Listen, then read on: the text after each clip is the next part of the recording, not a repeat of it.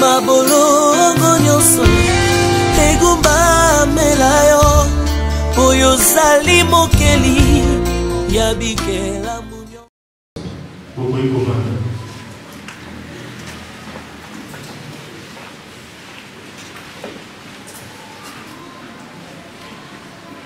Ok, nous allons lire Jérémie chapitre 29.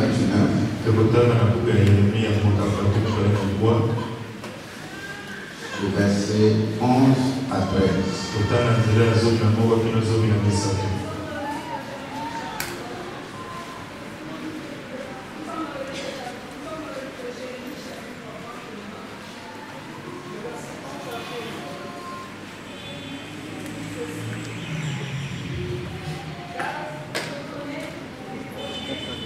Que j'ai formé pour vous.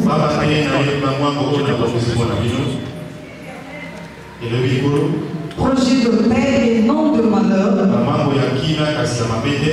afin de vous donner un avenir et de l'espérance. Vous m'invoquerez et vous partirez. Vous me prierez et je vous exaucerai. Vous me chercherez et vous me trouverez si vous me cherchez de tout votre cœur. Parole du Seigneur. Amen. Tendre Père, merci pour ta parole.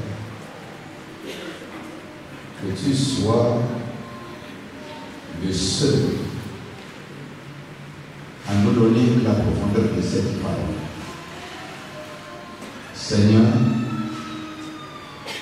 que l'objet que tu veux que ton peuple soit accompli à travers cette parole. Gloire au Seigneur et le Saint-Esprit soit au milieu de nous pour réaliser ce que le Père veut. Au nom de Jésus. Amen. Amen. Alors vous avez lu le verset du quoi? Je connais les projets que j'ai formulés pour vous. Projet de paix afin que chacun de vous ait l'avenir et l'avenir prospère. Alors qui est en train de parler ici? Hein? L'Éternel Dieu est en train de parler à travers la bouche de son serviteur Jérémie. Et vers le bas, verset 12, il dit, malgré les projections là que j'ai préparées, voici les moyens d'accès. Vous m'invoquerez et je vous exaucerai. Donc le projet peut être là. Mais il y a un travail que toi-même aussi tu dois faire. Tu dois le faire. En réalité, je sais que tu as ton idée. Parce que vous êtes habitué à ça. Si vous voulez prendre le terme, le projet de mon avenir. Les projets de mon avenir.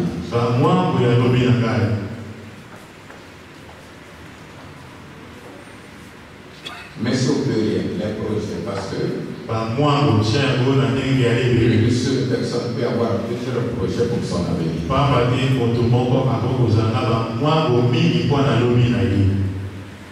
Les projets de mon avenir.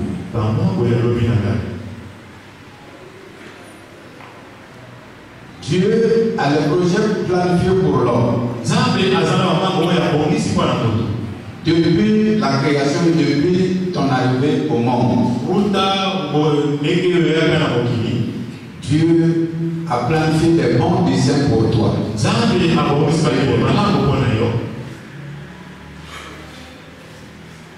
Dieu n'a planifié le mal pour personne. Il a planifié le bien. Tout ce qu'il a planifié pour toi est bon. Ils sont là devant toi.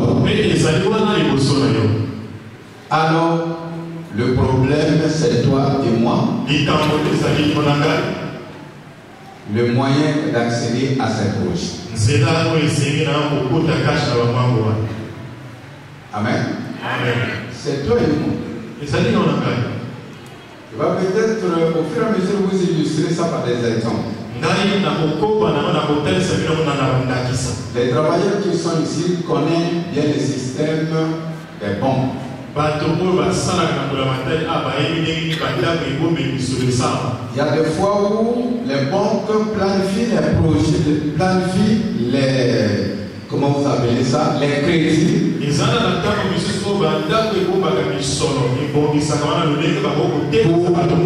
Pour ses partenaires. Mais les partenaires ne viennent pas prendre.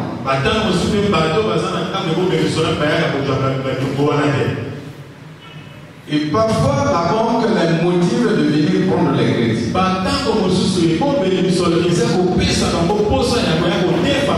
Et d'autres on les supplie pour venir prendre le crédit. Le crédit est là, disponible à tous les partenaires. Les partenaires ne s'acceptent pas à l'obtention du crédit. Ce ne veut pas dire que quand tu souffres, la banque t'a refusé l'argent. L'argent est là, mais il faut avoir l'accès d'accéder. Amen. Amen. Et parmi les moyens d'accéder de ceux qui connaissent, il faut faire quoi?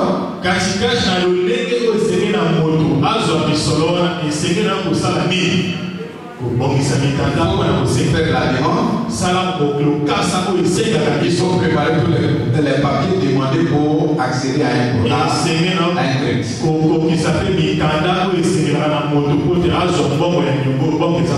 Ça c'est l'homme. Tu es aussi à planifier pour nous, mais il faut que toi tu aies un bon projet pour venir accéder aux biens de Dieu qui sont disponibles à toi et moi. C'est pour cela Dieu a divisé l'année par les jours, les semaines, les mois et les années. Pour que les échéances d'accomplissement se passent dans l'intervalle des jours et des années. Et c'est même là la raison qu'il avait dit qu'il est le Dieu des temps et des circonstances. Le problème c'est toi. Comment accéder? Laisse-moi te dire que pour accéder, il faut avoir un bon projet devant nous. Amen. Même les blancs qui financent les projets, et ils ont besoin d'avoir un bon projet devant vous. Si eux-mêmes ils regardent que le projet n'est pas bien fait, ou bien ficelé, on ne te donne pas. Tout ça a copié son prélude. Dieu a tout, mais il a besoin de ton projet. Lisez-moi 1 Roi chapitre 3, verset 5.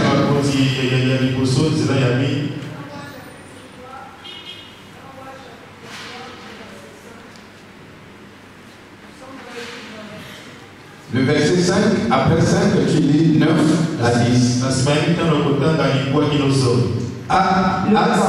Non, attends, je lis ça sur l'écran ici. À d'abord, l'Éternel apparut en songe à Salomon pendant la nuit. Et Dieu lui dit, demande ce que tu veux, je te le donne. Ça c'est un Dieu omniprésent, omnipotent, omniscient, qui vient vers l'homme. Et pourtant il dit que même avant que la chose touche dans l'homme, je connais déjà. C'est qu'il connaît les profondeurs de la pensée de l'homme. Mais toi tu me connais plus que moi-même. Pourquoi venir encore me demander de dire ce que je veux? Il a parlé à Salomon dans la vie. Avec tout ce que tu as fait, je suis venu vers toi pour dire, demande tout ce que tu veux que je fasse pour toi. Voilà.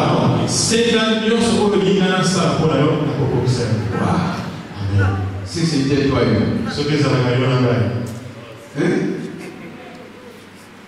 la seule célibataire devrait demander le mal.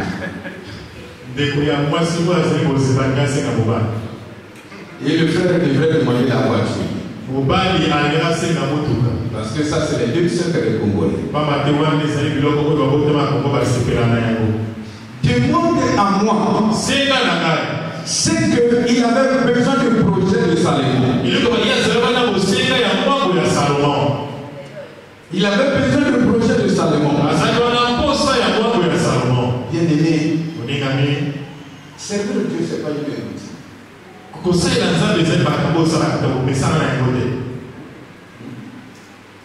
C'est pas de tourner à rond. Servir Dieu, c'est une école d'excellence. Lui-même dit que vous avancez de gloire en gloire. Mais pourquoi on est là stagné? Pourquoi on tourne à rond? Parce que nous servons de son projet. D'autres pensent que venir à l'église, c'est un refuge de s'échapper à la table des démons. C'est seulement là où il faut aller se protéger pour que les démons ne t'attaquent.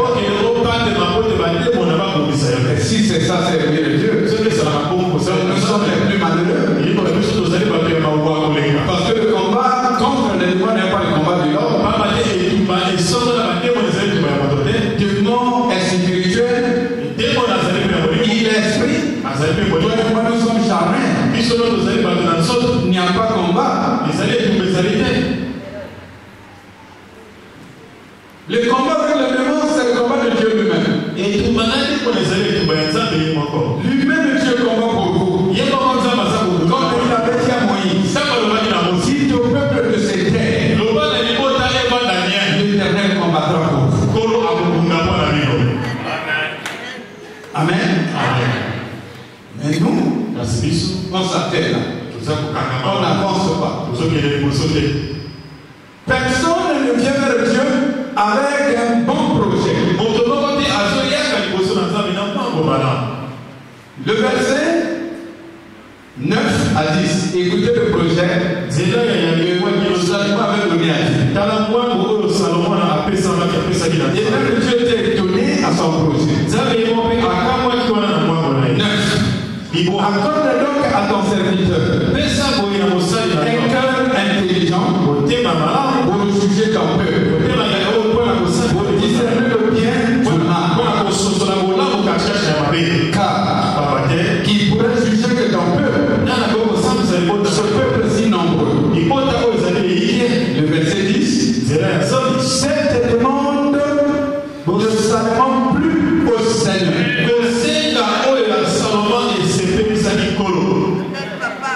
Quand vous partez au verset 11, tu dis moi je pensais que tu vas demander comme les Congolais font. La guerre à tes démons, la guerre à tes ennemis, la guerre à tes autres qui t'entourent. Tu n'as pas demandé ça, mais tu as demandé la sagesse. Le discernement pour conduire mon peuple. Discernement, je t'accorde aussi d'autres choses qui doivent accompagner la sagesse.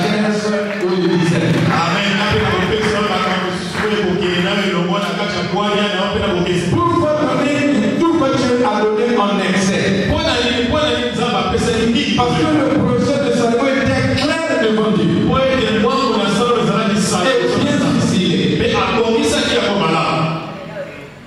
Quand tu présentes quelque chose de bien devant Dieu, Dieu ne tarde pas à l'accomplir.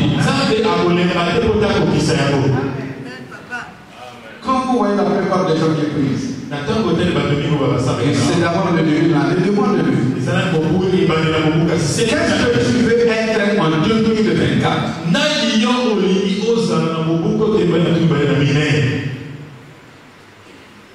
Répondez-moi. Qu'est-ce que vous voulez être en 2024?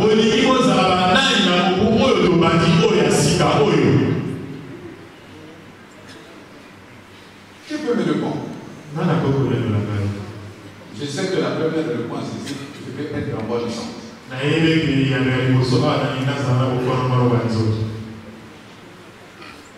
Oui, tu veux être. Hein?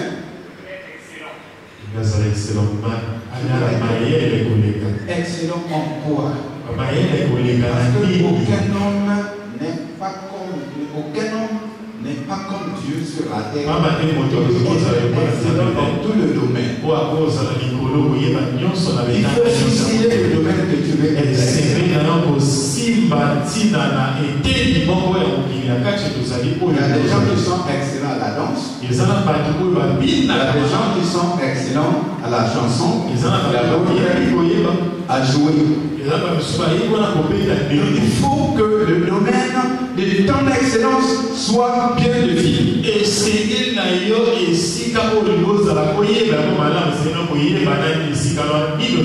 Et j'ai accordé la sagesse à Salomon. Parce qu'il avait demandé. Parce qu'il avait présenté son projet. Amen. Quel est donc ton projet? Qu'est-ce que tu veux être en 2024? Je veux que désormais que tu ne navigues pas dans le vide. Que tu ne pries pas de Dieu de venir s'asseoir et venir se joindre, adorer et retourner. Non, ça me l'a que tu pries un Dieu que tu as un objectif à atteindre. Que tu vois le chemin par où tu es en train de viser. Et avec Dieu, tu verras si tu avances ou tu n'avances pas.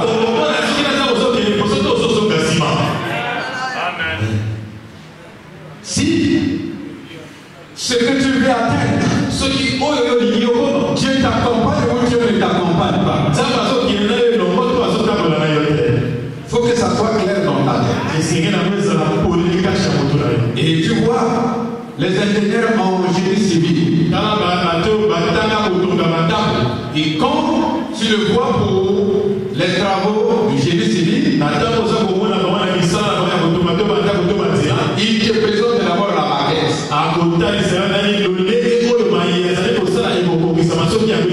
Regarde la maison que tu veux. Moi, j'ai présenté ça comme ça, comme ça, comme ça, si la maquette t'apprécie, alors tu signes OK. Et ce qui était des papiers, ce qui était en miniature, il va te réaliser la chose comme ce que tu as voulu. C'est un livre que j'avais écrit parmi mes premiers livres, la maquette de ma fille. Comme vous le savez dans ce livre, j'annonce les projections de ce que je vais devenir un jour. Aujourd'hui, je suis dans l'accomplissement que les écrits avaient projeté dans mon livre, la maquette de ma vie.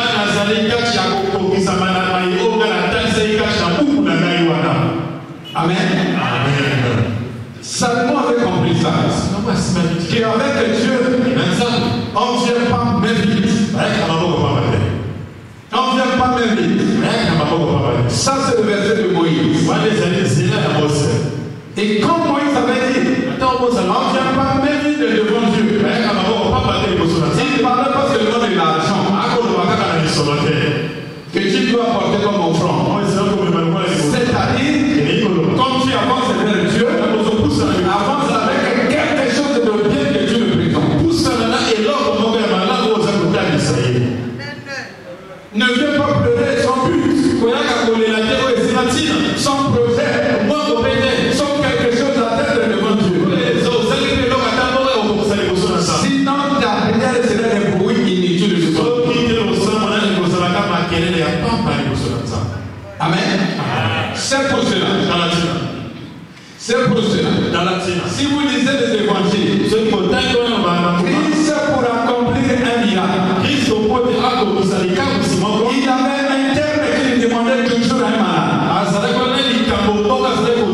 Qu'est-ce que tu veux que je fasse?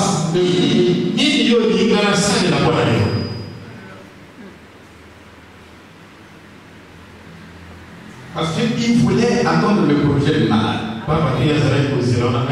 Qu'est-ce que tu veux que je fasse pour vous? S'il ne veut pas mal, il y a le papa, quand lui avait posé la question là dans Marc 23, il a mal pour le point. Et ça, le papa.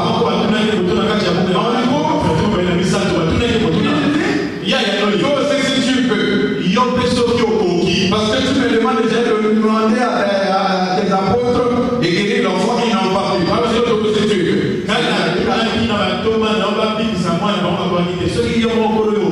D'accord, comme tu n'as pas de projet, moi je passe.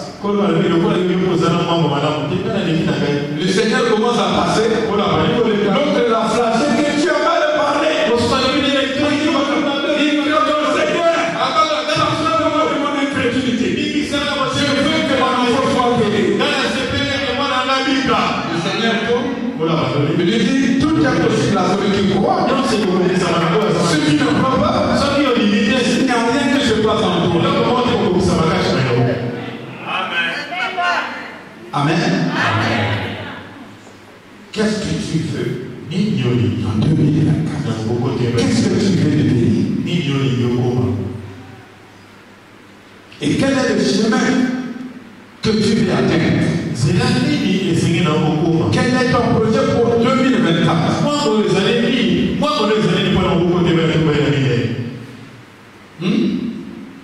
Je vous ai dit que Salomon avait compris ça. Un jour, il a trouvé encore l'occasion d'aller vers Dieu. L'histoire d'un livre de Proverbe 30. Proverbe 30. L'homme qui avait compris comment 7 à 9. Écoutez ce qu'il dit. Alors, il a eu encore cette occasion d'aller vers Dieu. Écoute son projet examiné. Je te demande deux choses. Ne me fixe pas. Avant que je meure. Alléluia. Éloigne de moi la fausseté et les paroles mensongères. Ne me donne ni pauvreté, ni richesse. Accorde-moi le pain qui te m'est nécessaire. De peur que ton abondance, et je dirai, et que me dise, qui est l'Éternel? Que dans la pauvreté, je me donne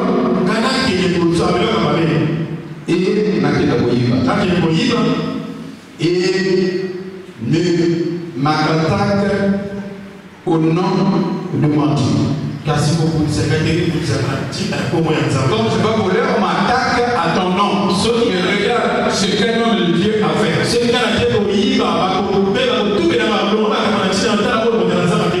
Il a présenté devant Dieu deux choses. Parce que lui-même il avait compris que malgré le mensonge, je ne veux pas quitter ses lèvres.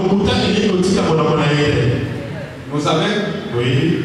Un coureur de jupon est toujours menteur. Est-ce que vous êtes d'accord avec moi? Parce que pour convaincre une femme, il faut présenter des arguments mensongers.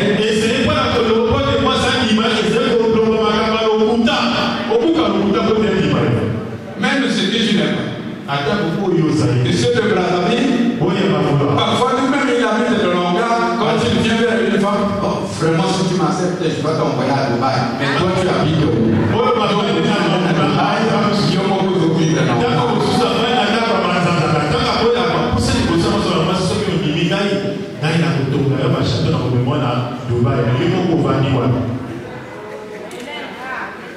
Amen. Et pour les femmes aussi. Vous êtes vraiment moins sensé là-dessus. Monsieur, vous écoutez tout le monde. Alors tu commences à couper les femmes.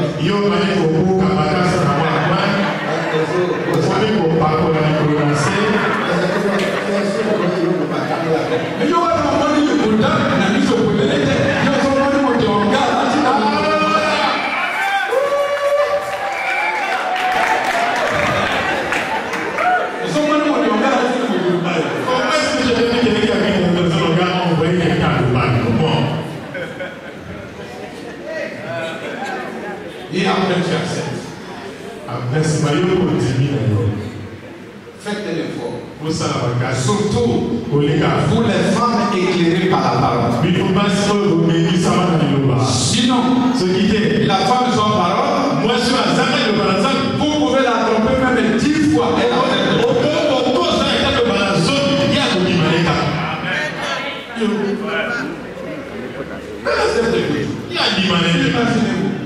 Un monsieur qui t'a mis en état de grossesse, il a fui. Et les parents supportaient la salle jusqu'à ton accouchement avec le père. Après 6 ans, le mec a déjà calculé que l'enfant n'a pas déjà grandi. Il te regarde pas. Mais tu sais, je vais pas faire je vais t'emmener ça à venir à moi dans la mission. J'ai tenté chercher la vie pour améliorer la vie de notre enfant qui naîtra. Nazareth en France. Oh, j'étais en France. J'étais parti pour améliorer la vie de cet enfant. Voilà que j'ai amené cette robe et ce parfum. Qui sont pour moi le témoignage que j'ai fait. Mais comment va notre enfant? Moi, la vie, ça va être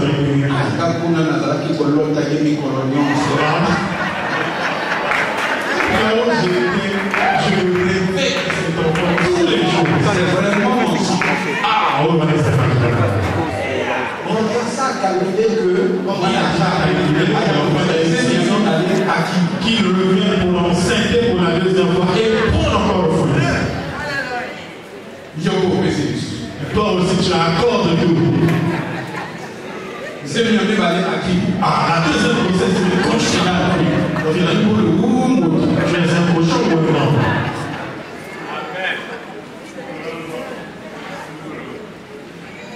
On peut se tromper combien de fois? Ah, comment on peut s'en faire? Salomon avait compris qu'il était menteur. C'est la respect que et comme tu l'as réalisé, non, je ne peux pas continuer avec Dieu. Et il a fait son projet. Il dit Seigneur, cette fois-ci je te présente cette bouche. Il a eu le mensonge de mes lèvres. Ça c'est la première des choses que je demande. Alors la deuxième, ne me donne pas plus de choses. Ne me donne pas plus de richesse. Sinon je vais être orgueilleux. Et je vais dire qui est Dieu. Ceux qui ont des petits moyens au Congo ici, ils ne prient pas. Quand tu parles de Dieu, il rit jusqu'à tirer ta bouche aux oreilles.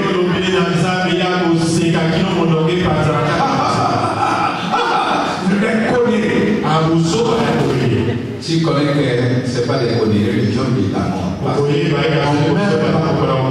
ne va pas devant Dieu avec les mal d'argent. Tout ce que j'ai trouvé sur la terre va rester sur la terre. Comme tu l'as compris, la leçon dit éloigne le mensonge de moi. Ne me donne pas la richesse. Sinon, je vais être orgueilleux. Et laisse-moi te dire dans cette salle, quelle que soit la manière dont le Seigneur va te bénir, ne sois pas orgueilleux devant Dieu.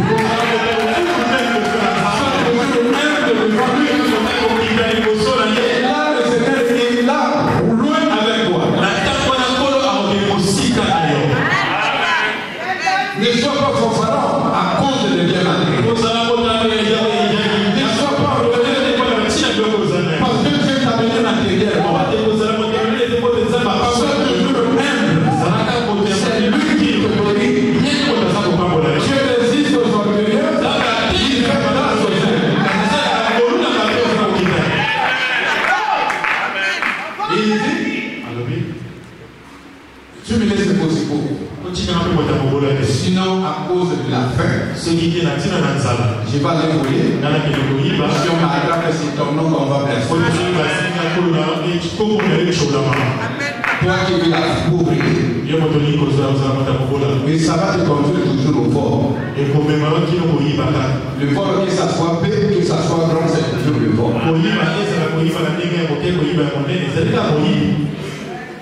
Amen. Dis accorde à moi ce qui pourra suffire à ma vie.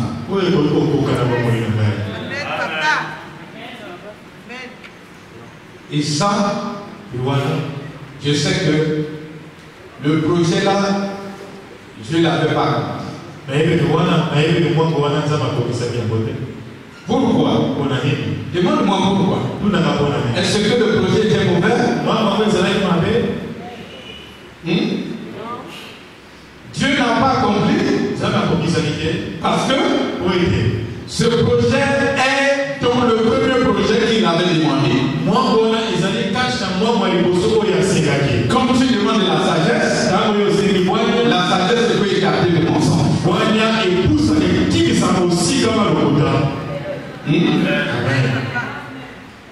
Et quand tu avais accordé la sagesse, Dieu lui avait accordé la richesse.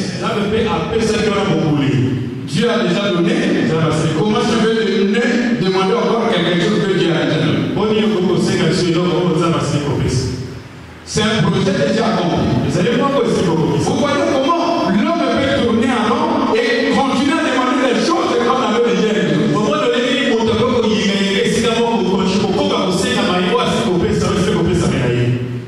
Continuer à demander ce qui a été déjà donné. La richesse lui a été déjà donnée. Ça lui le bien gérer ça. La sagesse lui avait été déjà donnée. La sagesse est mari, le mensonge. Donc tu lui as encore demandé quand on lève dans le mensonge. Mais la sagesse que tu avais demandé, c'était pour faire quoi? Ne me donne pas la richesse. Mais la richesse est déjà avec toi. Donc on va faire comment? On va détruire ce qu'on a dit. C'est comme un enfant que tu l'as donné un morceau de pain en main. Et il est en train de pleurer. Alors, tu demandes, mais toi tu pleures, oui, je veux le pain.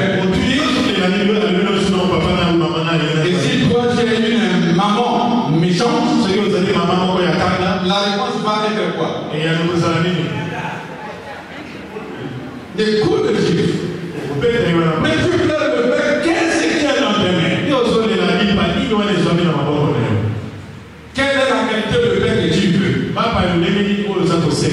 Parce que tu sais que c'est un enfant idiot, c'est un enfant insensé. On peut pleurer le pain avec un pain dans ses mains.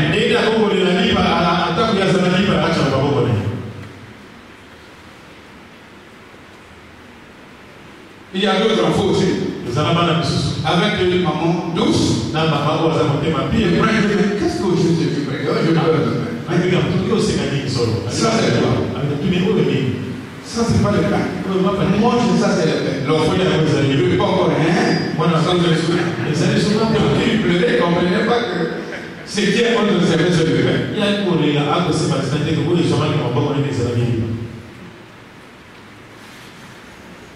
Comment tu vas continuer à demander à Dieu la chose qui t'avait déjà été accordée?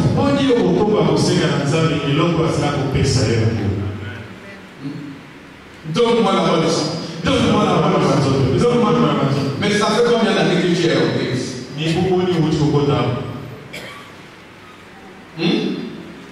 Ça fait près de 10 ans que tu es là. Tu tombes malade, mais tu ne meurs pas. Ça, c'est pas la bonne santé. Celui qui n'a pas la santé finit par la mort. Tu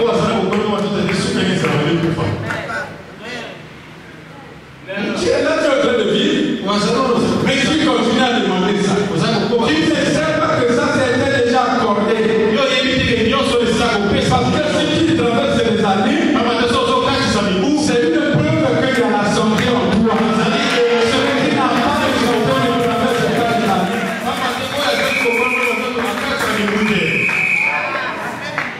Mais tu ne sais pas. La prière, comme tu viens ici, bien dit que ceux qui sont malades de prier, c'est le jour-là que tu vas faire sortir les ministres et les autres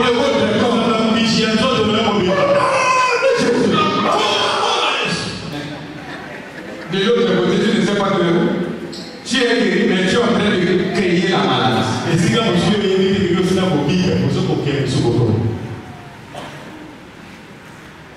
Tu vas rester seulement ça.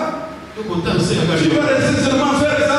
Il n'y a pas d'autre chose que tu vis. Il n'y a pas d'autre chose que tu vois. Il n'y a pas d'autre projet que tu planifies. Laisse-moi te dire, sans un projet, il n'y a pas d'exaucement dans la vie. Proverbe 37, le verset 4. Proverbe 37, le verset 4 et le verset 5.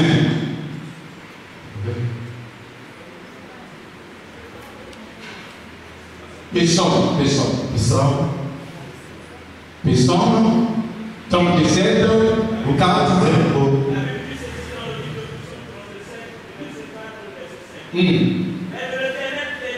C'est la colombe pour ça.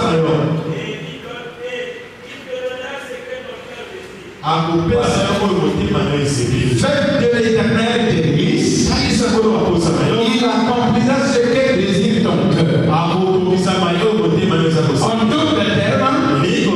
montre à Dieu tes projets. Il accomplira ce que tu désires. Amen. Montre à l'Éternel tes désirs.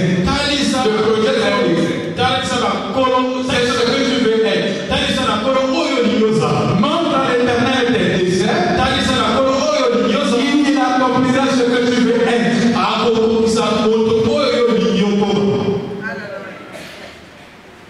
Alors si tu n'as pas un bon dessin, tu n'as pas un bon projet dans ta vie. Tu ne vas accomplir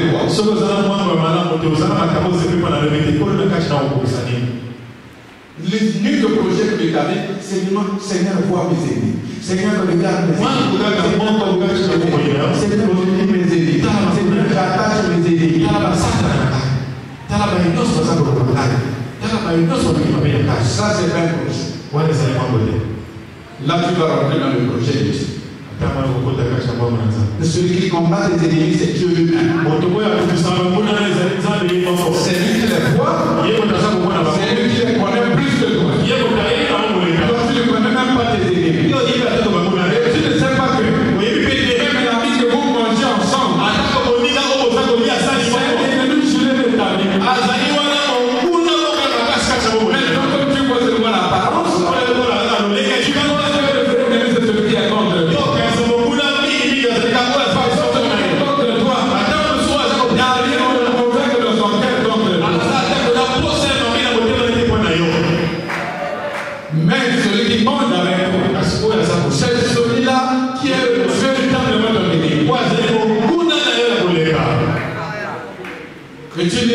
côté de toi, tu es en train de visage. Vous voyez, Dieu te regarde avec le regard moissonnier là.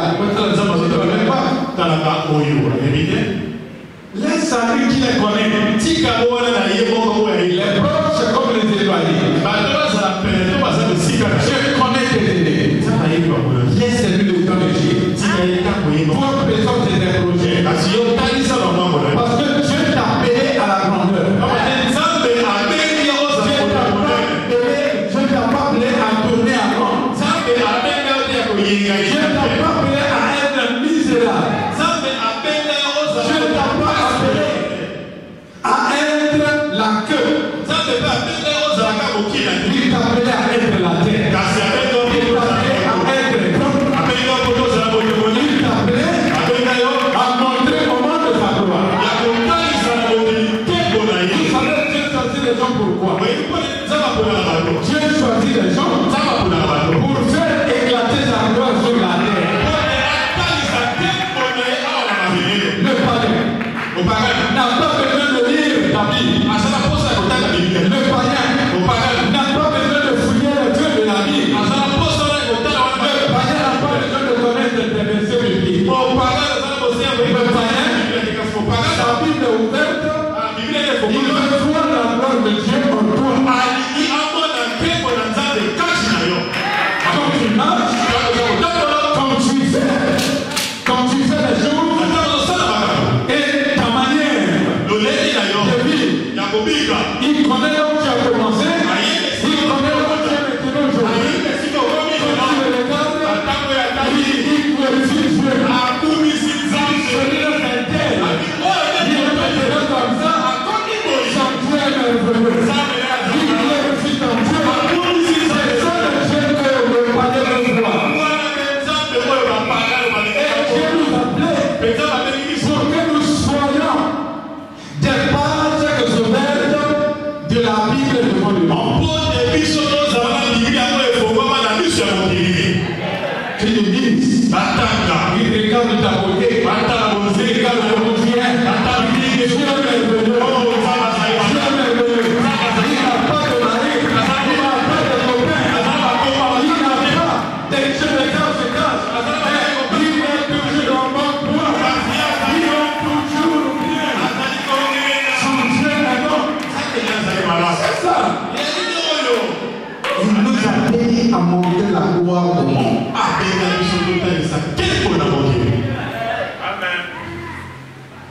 Imaginez, je me rappelle, un jour, l'amour, parce que là, on était des jeunes, j'étais au lycée, un prédicateur avait Yamakasi, mais il est.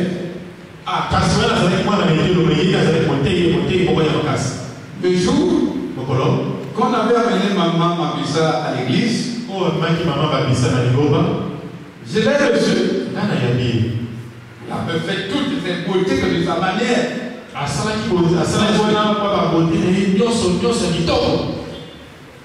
Je la parle. Il est en train de me demander que des orteils et jusqu'au genou.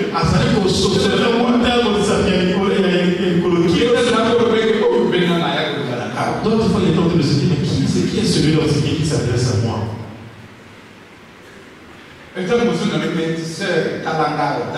D'autres fois, je lui disais, ma soeur, regarde-moi, fixe-moi. Parce que, ce que j'avais imaginé, certainement, les dieux en train de voir avec lui. Les dieux qu'on m'a amené ici, regarde le type de déception. Oui,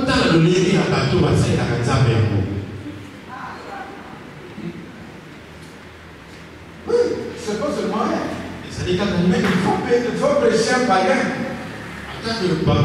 Que tu n'es pas bien habillé, que tu n'es pas bien. À quel côté il y a un païen? Tu vois la manière dont il va te regarder. Parfois, je te pose la question. Mais le Dieu que tu me prêches, il n'est pas avec toi. Amen. Oui, il est avec moi. Comment tu es comme ça?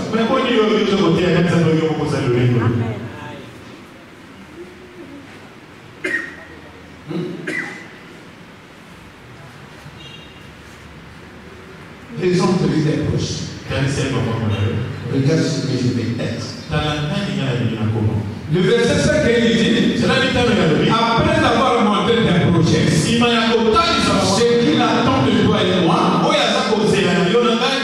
c'est de lui faire confiance. Recommande ton sort à l'Éternel, mets en lui ta confiance. L'Éternel agira. C'est-à-dire qu'il accomplira tes projets. Il accomplira tes projets. Il ne faut pas avoir peur de lui présenter ce que tu veux. Ne prie pas si Dieu sans avoir quelque chose que tu veux. Et tu ne sauras pas si l'Éternel marche avec toi ou ne marche pas avec toi. Amen. La Bible dit que tout est possible à celui qui court. Vous savez dire quoi? Tout est possible à celui qui donne les bons projets.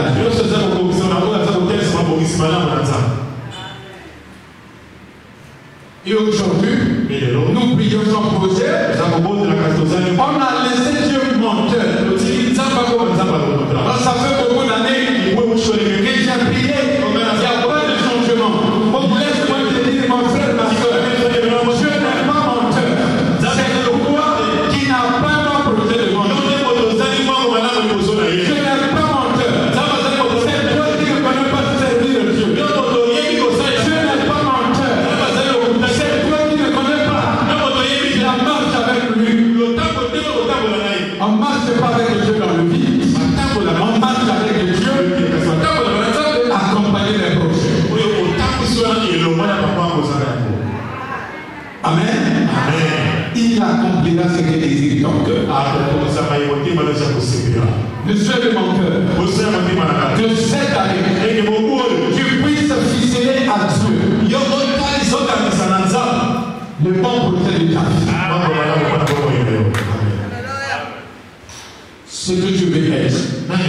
Il met en lui ta confiance. Il ne pleuve qu'il neige.